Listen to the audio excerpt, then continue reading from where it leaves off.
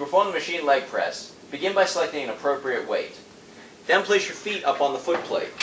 Anywhere from the middle of the foot plate to the top half of the foot plate is a great place to place your feet. Next, we want to make sure you adjust the seat height to the proper height. To do that, you need to know what range of motion you're looking to go through.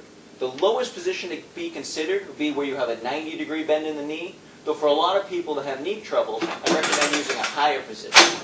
Once you determine the position you're going to be coming down to, just set it a couple clicks, or numbers, it is a number system here, lower than the position you'll be going to.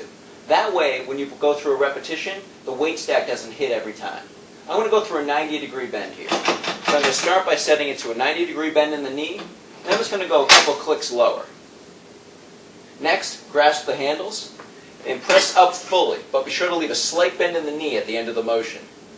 With each repetition, I want to make sure you're driving through the heels. If you're pressing through your whole foot, though you should feel like you could wiggle your toes almost at any point, because most of the force is being pressed right through your heels.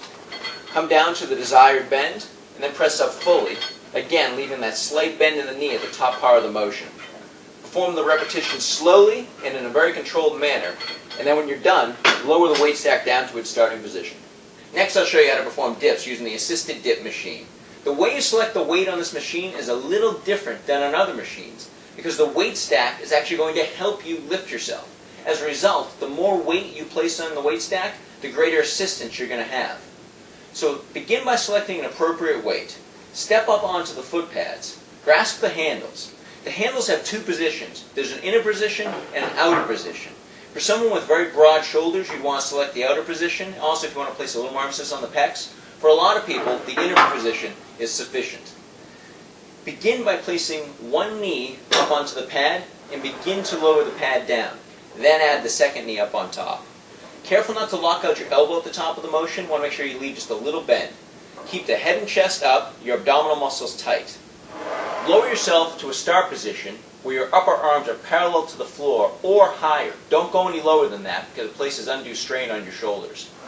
Press up fully, leaving a slight bend in the elbow at the top part of the motion. As with all these exercises, I want you to go through in a nice, slow, and controlled manner. Now to dismount from the machine fully, or safely, press up fully, leave a slight bend in the elbow. Press one foot down on the foot peg and use the opposite knee to control the weight stack as it comes up.